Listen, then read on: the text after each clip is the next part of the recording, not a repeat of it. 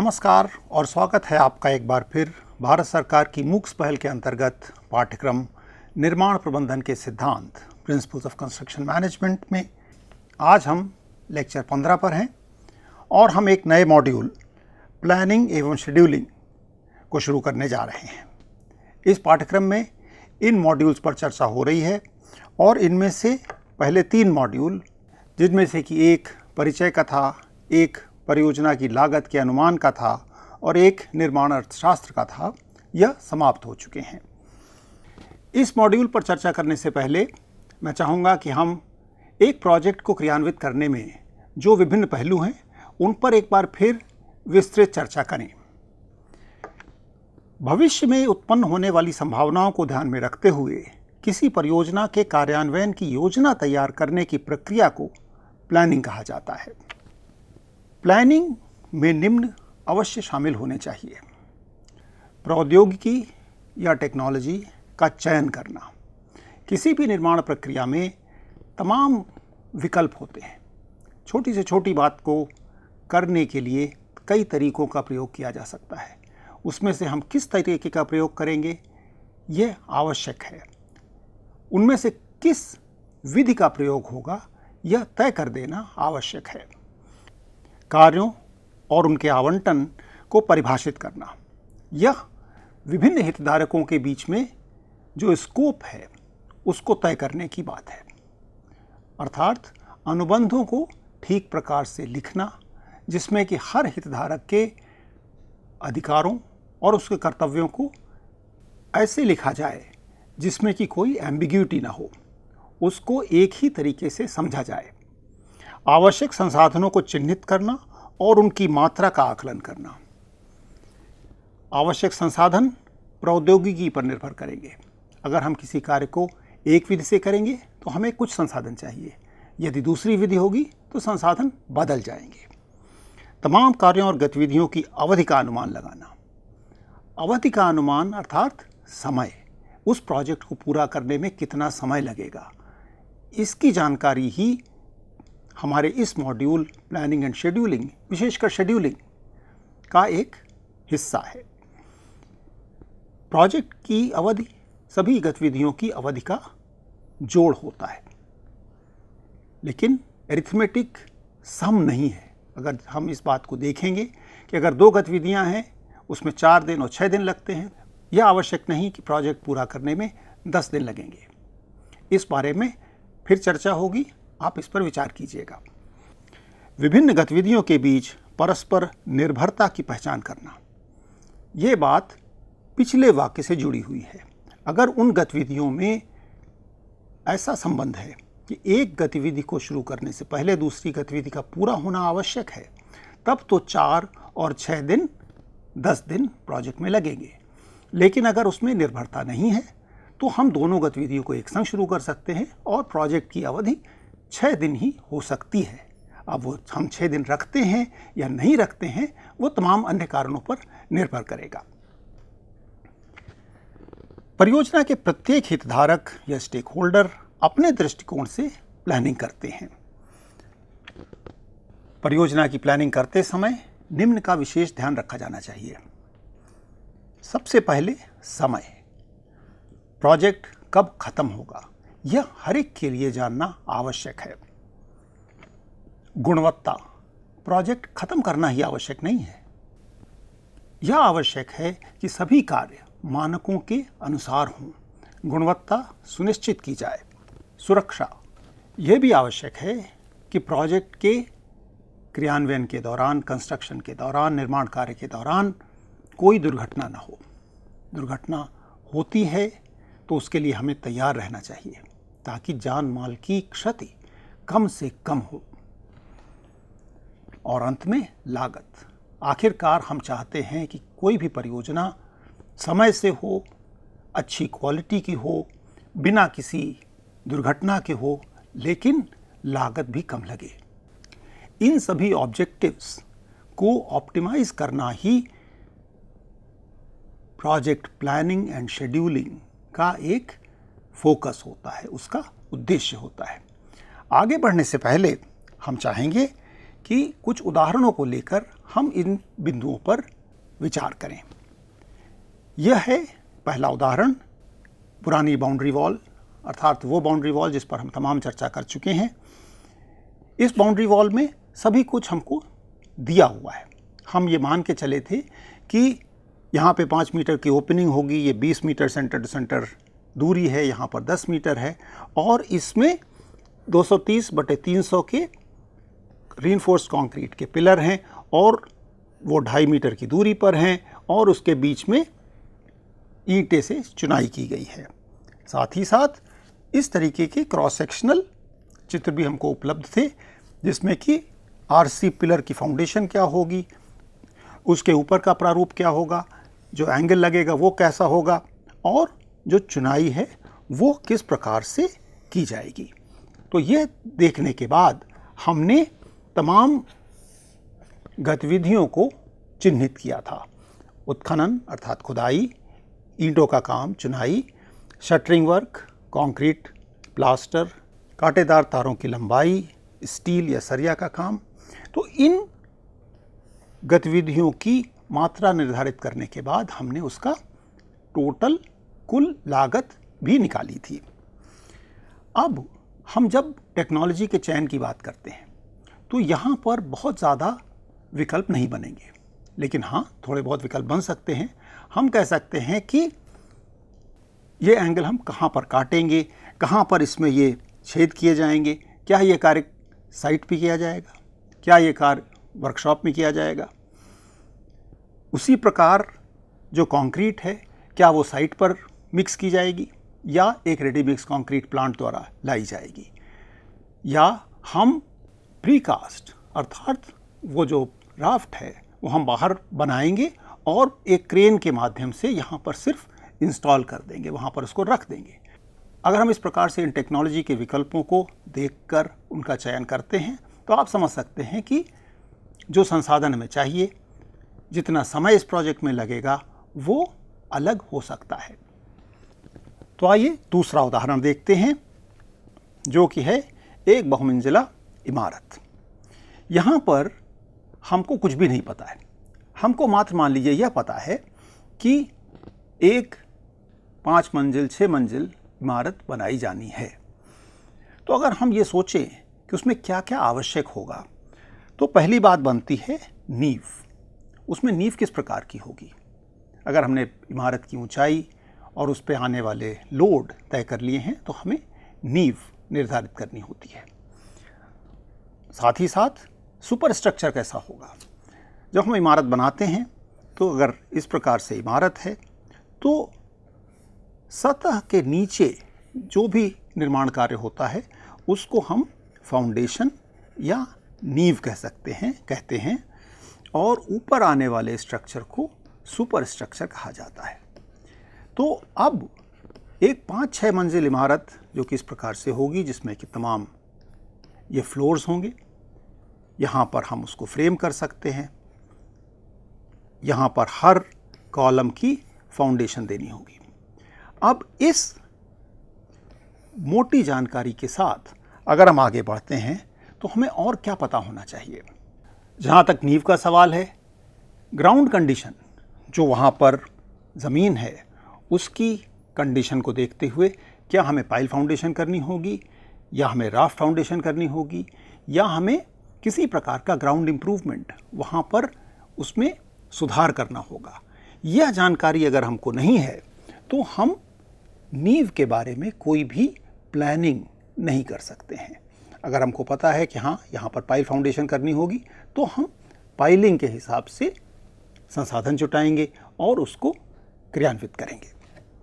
Super structure पर अगर हम आते हैं तो तमाम विकल्प खुलते हैं, जैसे कि क्या हमारी बिल्डिंग रीइंफोर्स्ड कंक्रीट फ्रेम की होगी या स्टील फ्रेम से बनेगी। लेकिन यह तो बात मात्र फ्रेम की है, इनके बीच में दीवारें तो अवश्य होंगी। अब वो दीवारें कैसी होंगी, क्या वो ईंट की होंगी या एसीसी ब्लॉक होंगे या प्रीकास्ट कंक्रीट पैनल होंगे। इन बातों को तय करना भी आवश्यक है, तभी हम एक ठोस प्लान बना सकते हैं। उस बिल्डिंग में सेवाएं कैसी होंगी, कितनी चाहिए। सेवाएं कौन सी होती हैं? बिल्डिंग के संदर्भ में सेवाएं होती हैं air conditioning, fire, water, waste water, अग्निशमन, पानी की सप्लाई और वेस्ट वाटर को किस प्रकार से बिल्डिंग से हटा करके ट्रीटमेंट के लिए ले जाया जाएगा। या तो वो शहर की सीवर लाइन में जोड़ दिया जाए या बिल्डिंग के बाहर कोई ट्रीटमेंट प्लांट लगाया जाए। तो किस प्रकार की सेवाएं हैं, किस प्रकार से हम उनको बिल्डिंग के हर कोने में पहुंचाएंगे। फिनिशिंग, ये तो बहुत ही महत्वपूर्ण बिंदु है। क्या हमारी फ्लोरिंग कोटा की होगी या टाइलिंग होगी? हमारा फर्नीचर किस प्रकार का होगा? मॉड्यूलर होगा, लकड़ी का होगा, स्टील का होगा? जब तक ये बातें तय नहीं होती तब तक हम एक वास्तविक प्लान नहीं बना सकते। मैंने आपसे कहा कि हर हितधारक अपनी तरीके से प्लानिंग करता है। तो जो कॉन्ट्रैक्टर है उसको या तो बताया जाएगा क्लाइंट द्वारा कि यहाँ पर स्टील की अलमारियाँ लगाई जाएंगी, ये आरसी फ्रेम से बिल्डिंग बनाई जाएगी, दीवारें एसीसी ब्लॉक की होंगी। तब कॉन्ट्रैक्टर उसके अनुसार संसाधनों को जुटाता है। कभी कभी यह विकल्प कॉन्ट्रैक्टर के लिए छोड़ दिया जाता है।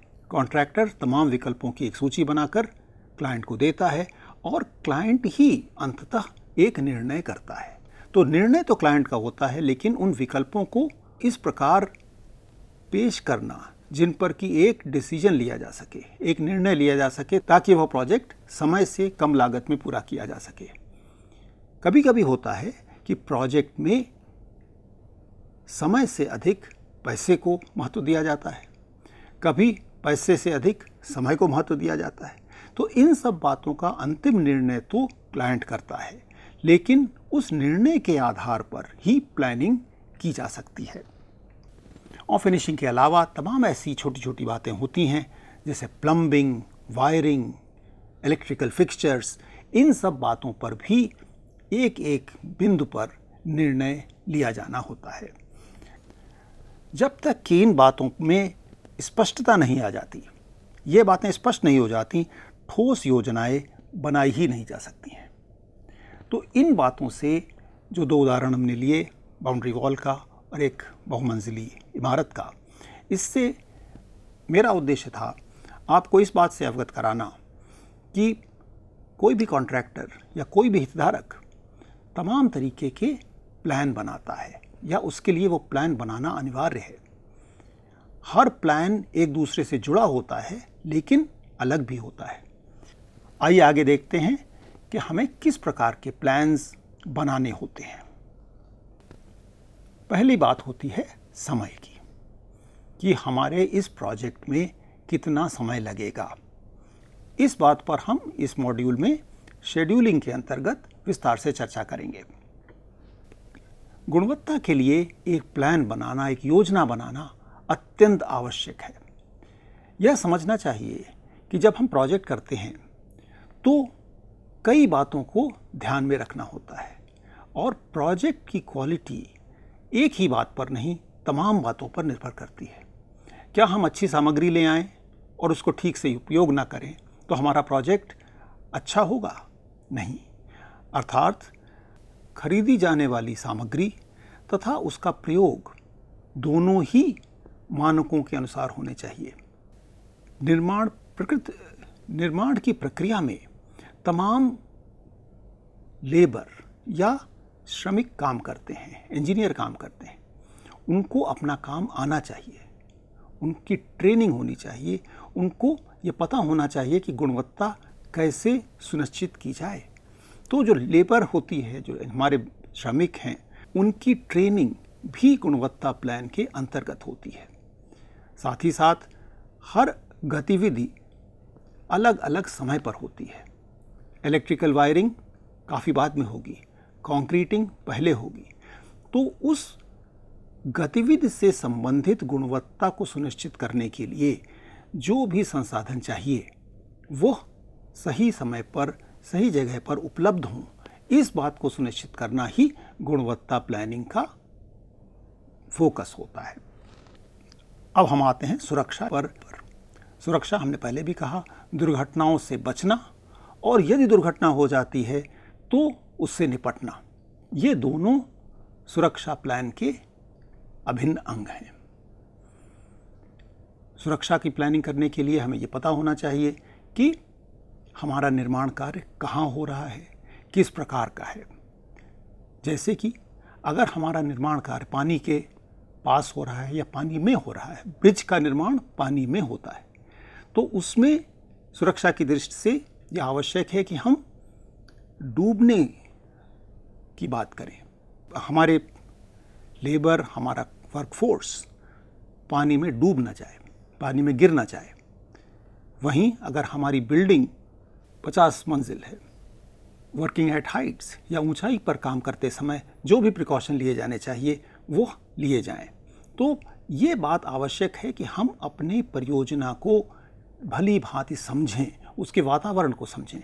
क्या हम रात में काम करेंगे या नहीं करेंगे? अगर हमको रात में भी काम करना है तो हमें वहाँ पर सुरक्षा के अनुकूल कदम उठाने होंगे, अर्थात कम से कम लाइटिंग देनी होगी। जब हम लाइटिंग देते हैं तो हम जो तार वहाँ लगाते हैं उसमें कोई फंस ना जाए, वहाँ शॉर्ट सर्किट ना हो। इन तमाम बातों को ध्यान में रखना और उनके लिए प्लान करना, उसको इंश्योर करना ही सुरक्षा प्लानिंग में आता है। मानव संसाधन, अभी बात हो रही थी ट्रेनिंग की, तो ट्रेनिंग मानव संसाधन की प्लानिंग का एक अभिन्न अंग है। साथ साथ ये भी है कि एक परियोजना में, एक निर्माण कार्य में तमाम तरीके के ट्रेन्ड वर्कमैन की आवश्यकता होती है। वेल्डर, मेसन, कारपेंटर, तमाम लोग मिलकर ही उस परियोजना को क्रियान्वित करते हैं। एयर कंडीशनिंग से संबंधित लोग, बिजली से संबंधित लोग, प्लम्बिंग से संबंधित लोग, तो इनकी आवश्यकता कितनी होगी, कब होगी और किस लेवल के लोगों की हमें आवश्यकता होगी, कितना उनकी एजुकेशनल क्वालिफिकेशन होनी चाहिए, शैक्षणिक योग्यता कितनी हो, उनको कितना अनुभव हो, इस बात को समय के अनुसार हमारे प्लान में समावेशित करना मानव संसाधन प्लानिंग का उद्देश्य होता है। सामग्री अर्थात रॉ मटेरियल से संबंधित भी एक महत्वपूर्ण प्लान बनता है कि हमें किस समय क्या मटेरियल चाहिए, कितना चाहिए, इस बात को हमें डॉक्यूमेंट करना होगा, उसके लिए तैयार होना होता है। उपकरण एवं मशीन कि कौन सी मशीन चाहिए, कब चाहिए, ये भी हमें प्लान करना होगा। धन, सबसे बड़ी बात है कि हमें कितना पैसा किस समय चाहिए। विधि एवं अनुबंध, हमने पहले बात की कि तमाम हितधारक एक दूसरे से अनुबंध से बंधे होते हैं, अर्थात उनके संबंध अनुबंधों द्वारा परिभाषित होते हैं। तो इसलिए यह आवश्यक है कि सभी लोग अपने अधिकारों एवं दायित्वों से भली प्रकार परिचित हों। तो आइए इनमें से कुछ बातों पर हम फिर से एक बार विचार करें। जहाँ तक धन का सवाल है, क्योंकि निर्माण परियोजनाओं को पूरा करने में लंबा समय लगता है, अतः यह स्पष्ट है कि परियोजना के लिए निर्धारित पूरी राशि किसी भी एक समय पर नहीं चाहिए होती है। तो यह आवश्यक है कि हम यह समझ लें कि हमको इस परियोजना में किस समय कितना धन चाहिए। अगर हमें इस बात की सटीक जानकारी है तो हम तमाम ब्याज देने से बच सकते हैं, क्योंकि ठेकेदार कुछ पैसा वर्किंग कैपिटल या अपने निवेशकों या बैंक से ऋण लेकर लगाते हैं। बाकी व्यय के लिए मोबिलाइजेशन एडवांस, सिक्योर्ड एडवांस और रनिंग अकाउंट बिल पर निर्भर रहते हैं। तो यह किसी भी ठेकेदार के लिए कैश फ्लो की जो जानकारी है, जिस पर कि हम विचार कर चुके हैं इस कोर्स में, जो कैश फ्लो की जानकारी है वो बहुत ही महत्वपूर्ण होती है। जहाँ तक मानव संसाधन का सवाल है, हम लोग चर्चा कर चुके हैं। यह मुख्य रूप से कार्यबल का आकलन कर उसका सटीक उपयोग करना, इससे संबंधित होता है। लागत और समय को अनुकूलित या ऑप्टिमाइज करने के लिए यह अत्यंत आवश्यक होता है। सीधी सी बात है कि यदि हम अपने कार्यबल को निष्क्रिय होने से रोक लें, हम वेल्डर्स को बुलाकर ये न कहें कि 4 दिन हमारे वेल्डर्स बैठे हैं, क्योंकि जिसको कि कंस्ट्रक्शन की भाषा में चाल कहते हैं, उनके पास वर्क फ्रंट नहीं है, कार्य करने के लिए जो आवश्यक ज़मीन है वो उपलब्ध नहीं है, क्योंकि पिछला कार्य खत्म नहीं हुआ है। ऐसी स्थिति न उत्पन्न हो तो हम अपने कार्यबल को निष्क्रिय न रखें। जो भी हमारे पास कार्यबल है वो हमेशा अपने कार्य में लगा हो। इस बात की प्लानिंग अत्यंत आवश्यक है।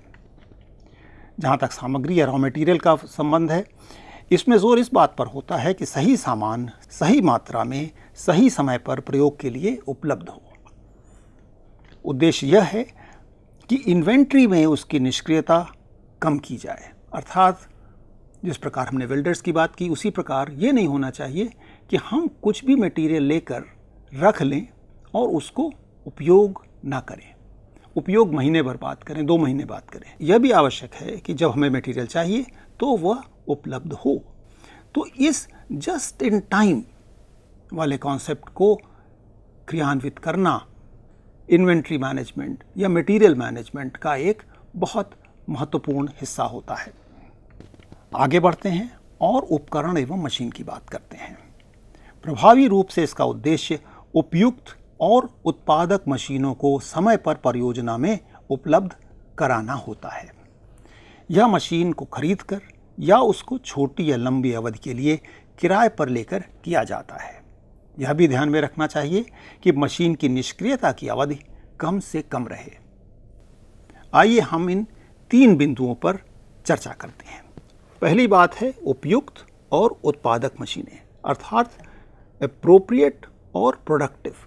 जो मशीनें हम साइट पर लेकर आएँ वह उस प्रोजेक्ट में प्रयोग हो रही टेक्नोलॉजी के उपयुक्त हों, प्रोडक्टिव हों। यह नहीं कि वो मशीन धीमे चले या बहुत तेज़ चले। यह बात ध्यान में रखते हुए ही हमें मशीन को साइट पर लाना होता है। अब यह मशीन कैसे आएगी? या तो हम उसको खरीद लें, अर्थात ठेकेदार अपनी मशीन खरीद ले, या छोटी या लंबी अवधि के लिए किराए पर ले ले। यह निर्णय करना आवश्यक है कि कोई भी मशीन कब खरीदी जाए और कब किराए पर ली जाए। यह निर्णय करना बहुत ही महत्वपूर्ण होता है। किस परिस्थिति में खरीदना अनुकूल है या किराए पर लेना अनुकूल है, इस बात पर हम कभी चर्चा कर सकते हैं। फिलहाल हम आपको इसको होमवर्क के रूप में छोड़ देते हैं कि आप सोचिए कि क्या एक वज़न उठाने के लिए अगर हमें क्रेन चाहिए, 50 टन की क्रेन चाहिए, तो हम उस 50 टन की क्रेन को खरीद लें या हम उस 50 टन की क्रेन को किराए पर लें। यह निर्णय हम किन बातों को ध्यान में रखकर करेंगे, इस बात पर हम कभी चर्चा करेंगे। आप अभी सोचिए। और तीसरा बिंदु है मशीन की निष्क्रियता की अवधि कम करना। यह भी बहुत ही आवश्यक है, क्योंकि क्रेन का ही उदाहरण ले लीजिए। मान लीजिए हमको एक क्रेन एक प्रोजेक्ट में यहाँ पर और यहाँ पर 2 गतिविधियों के लिए प्रयोग करनी है। तो इन दोनों गतिविधियों के बीच में यह जो अवधि है, अगर हमारी क्रेन यहाँ पर निष्क्रिय रखी रहेगी तो उसका कोई फ़ायदा नहीं है। तो हमको ये विचार करना चाहिए कि क्या यह गतिविधि हम किसी भी तरीके से यहाँ ला सकते हैं, अर्थात इस निष्क्रियता की अवधि को कम कर सकते हैं। विधि एवं अनुबंध। प्रोजेक्ट के सभी हितधारकों के परस्पर संबंध अनुबंधों से परिभाषित होते हैं। यह आवश्यक है कि हर हितधारक इन अनुबंधों में दिए गए अपने दायित्वों और अधिकारों से भली प्रकार परिचित हो। इन अधिकारों और दायित्वों में निर्माण कार्य के परिप्रेक्ष्य में क्या आता है? Scope of work. जैसा कि हमने जब बाउंड्री वॉल की चर्चा हो रही थी तो ये था कि जो मिट्टी निकलेगी डिस्पोज की जानी होगी, अर्थात कहीं पर उसको निकाल कर रखना होगा। कहाँ रखना है, कौन रखेगा? अगर एक्सकेवेशन का कॉन्ट्रैक्टर और कंक्रीट का कॉन्ट्रैक्टर अलग अलग हुए तो क्या जो मिट्टी निकाली गई उसको वहाँ पर ही रखा गया थोड़ी दिन के लिए, तो वह कंक्रीट के कॉन्ट्रैक्टर के कार्य में विघ्न डालेगा। उसके लिए कंक्रीट का कॉन्ट्रैक्टर हो सकता है हर्जाना या मुआवजा मांगे। तो इन बातों को ध्यान में रखना या इन बातों पर विचार करना अनुबंध में दिया हुआ होता है। तो इसलिए चाहे वो कंक्रीट का कॉन्ट्रैक्टर हो, चाहे वो खुदाई का कॉन्ट्रैक्टर हो, और अंततः क्लाइंट, देखिए कौन क्या करेगा, किसके स्कोप में क्या है, यह बात स्पष्ट हो जानी चाहिए और हर हितधारक को भली भांति अपने रोल के प्रति जागरूक होना चाहिए। इन प्लान्स के अलावा गुणवत्ता की योजना होती है, जिसमें कि हमने बताया कि इसका फोकस यह सुनिश्चित करना होता है कि खरीदा और प्रयोग में लाया गया सामान एवं निर्माण प्रक्रियाएं संबंधित एजेंसी के मानकों के अनुकूल हों। इसके लिए आवश्यक परीक्षण आज भी किए जाते हैं। क्या वो परीक्षण साइट पे किए जाएंगे या सैंपल लेकर के कहीं बाहर किए जाएंगे, तो उनकी रिपोर्ट्स कब आएंगी, कौन उनको एक्सेप्ट करेगा, यह सब भी तय करना होता है। सुरक्षा से संबंधित हम लोग चर्चा कर चुके हैं। जहाँ तक सुरक्षा योजना या सेफ्टी प्लान का सवाल है, इसका उद्देश्य यह होता है यह सुनिश्चित किया जाए कि साइट पर कोई भी अप्रत्याशित दुर्घटना न हो और जीवन या संसाधनों का नुकसान न हो। उचित प्लानिंग किसी परियोजना का निर्धारित इससे पहले या बाद में पूरा होने में महत्वपूर्ण भूमिका निभाती है। यह परियोजना की पूरी लागत को भी प्रभावित कर सकती है। तो आइए आगे बढ़ते हैं। हम लोग शेड्यूलिंग पर चर्चा शुरू करेंगे, जो कि हमारे इस मॉड्यूल का केंद्र है। जब हम शेड्यूलिंग की बात करते हैं तो समय का आशय कहीं न कहीं अवश्य होता है। किसी प्रोजेक्ट की अवधि का अनुमान या आकलन करने के लिए उस प्रोजेक्ट में आने वाली तमाम गतिविधियों का ज्ञान आवश्यक है। अब गतिविधियों के ज्ञान की जब बात होती है तो हमें उस गतिविधि के बारे में क्या क्या पता होना चाहिए। हमने उदाहरण लिया था कि एक प्रोजेक्ट में 2 गतिविधियां हैं, एक में 4 दिन लगते हैं और एक में 6 दिन लगते हैं, और उनमें परस्पर निर्भरता है या नहीं, इससे यह प्रोजेक्ट या तो 6 दिन में ही खत्म किया जा सकता है या 10 दिन लगेंगे। ये 4 दिन और 6 दिन ये अवधि तय करने के लिए हमें उन गतिविधियों के बारे में क्या पता होना चाहिए। उसमें हमें पता होना चाहिए कि मात्रा या परिमाण क्या है, उस गतिविधि में कितनी मात्रा इन्वॉल्व है। अगर खुदाई है, चुनाई है, तो क्या 1 क्यूबिक मीटर है, 100 क्यूबिक मीटर है, ये पता होना चाहिए, पहली चीज़। दूसरी बात है आवंटित संसाधन। हम उस गतिविधि को करने के लिए कितना संसाधन उपलब्ध करा सकते हैं। छोटी सी बात अगर हम लें तो हमें घर में पुताई करनी है, तो हम पुताई 4 दिन में कर सकते हैं, 10 दिन में कर सकते हैं। तो पुताई के लिए कितना कार्यबल है, 1 आदमी पुताई कर रहा है या 4 आदमी कर रहे हैं। इसमें यह भी सोचना होगा कि क्या हम 100 आदमी लगाकर पुताई कर सकते हैं। ये तो नहीं हो सकता है, क्योंकि एक ही कमरे में एक लिमिट है। एक कमरे में पुताई करने में अधिक से अधिक 2 लोग, 3 लोग, इससे अधिक पुताई वाले नहीं काम कर सकते। अर्थात एक न्यूनतम अवधि तो होगी ही। हम 100 लोगों को लगाकर, 1000 लोगों को लगाकर क्षण में पुताई नहीं कर सकते। तो इस बात को ध्यान रखना, इस बात को भी ध्यान में रखना होता है कि आवंटित संसाधन कितने हैं। फिर संसाधनों की उत्पादकता क्या है।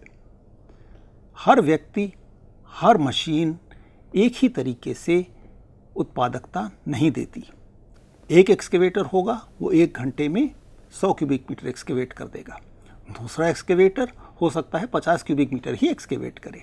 तो उसकी उत्पादकता क्या है। उसी प्रकार कार्यबल में भी यदि हमारे कर्मचारी नए हैं तो उनको कार्य को सीखने में समय लगता है, तो उनकी उत्पादकता कम होती है। धीरे धीरे जब वो सीख जाते हैं, परिपक्व हो जाते हैं, तो उनकी उत्पादकता बढ़ जाती है। तो उसी परिमाण और उसी मात्रा की गतिविधि करने में वो कम समय लेते हैं। इसका ध्यान भी रखना होगा। फिर बात आती है परस्पर निर्भरता की। एक गतिविधि और दूसरी गतिविधि में क्या संबंध है। क्या हम चुनाई खुदाई के पहले कर सकते हैं।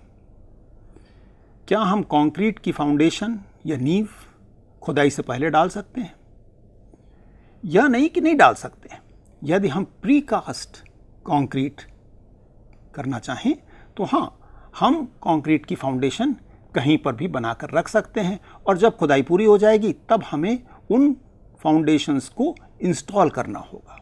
तो ये टेक्नोलॉजी भी आवश्यक है कि हम किन टेक्नोलॉजीज़ को यूज़ करेंगे, उसके अनुसार हम उस गतिविधि को समझें और उसमें देखें कि कितना समय लगेगा।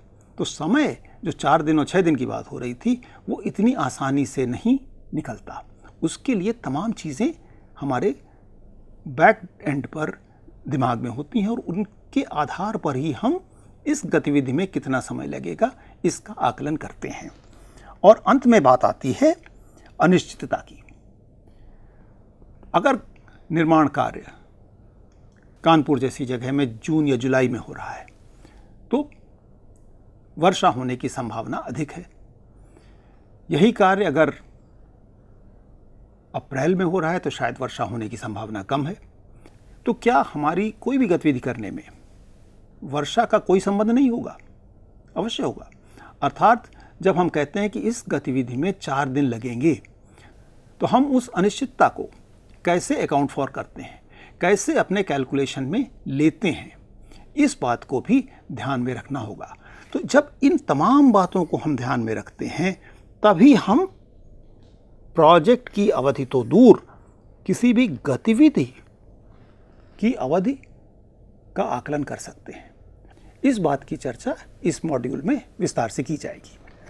तो आज की इस बात समाप्त करने से पहले मैं इस मॉड्यूल में जो लेक्चर हमारे होंगे उनके विषयों पर थोड़ी सी चर्चा कर लें। तो प्लानिंग एवं शेड्यूलिंग का परिचय जो कि आज हम लोगों ने पूरा किया। प्रोजेक्ट शेड्यूलिंग में नेटवर्क का उपयोग, तो नेटवर्क का उपयोग हम किस प्रकार कर सकते हैं ये हम लोग चर्चा करेंगे।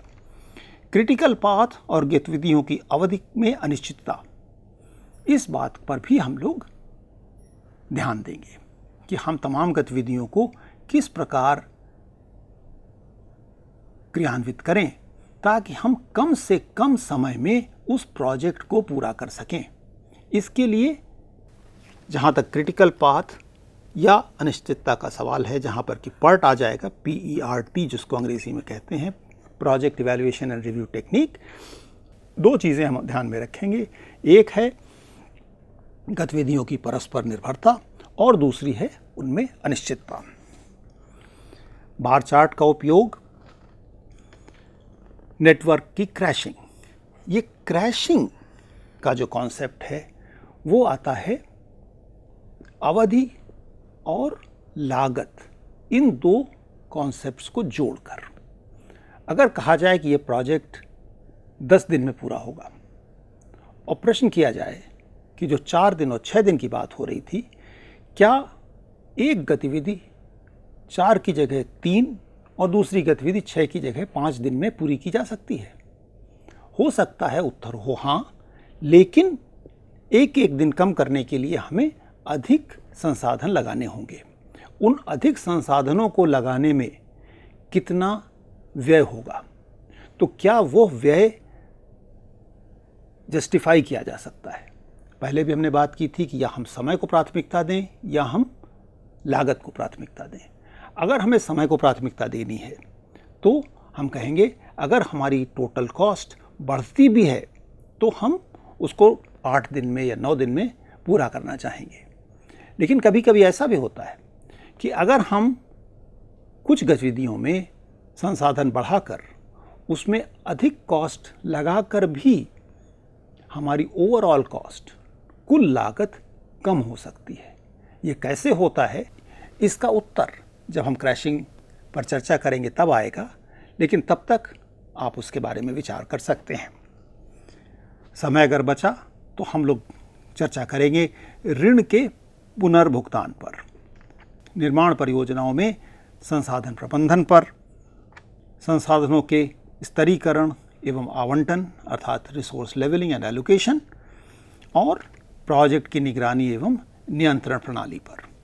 यह आउटलाइन है हमारे इस मॉड्यूल की, और कुछ उपयोगी प्रकाशित पुस्तकें, यह लिस्ट यहाँ दी गई है, और इससे आप इस लेक्चर में ही नहीं बल्कि इस पाठ्यक्रम में कवर किए जाने वाले विभिन्न विषयों पर अधिक जानकारी हासिल कर सकते हैं।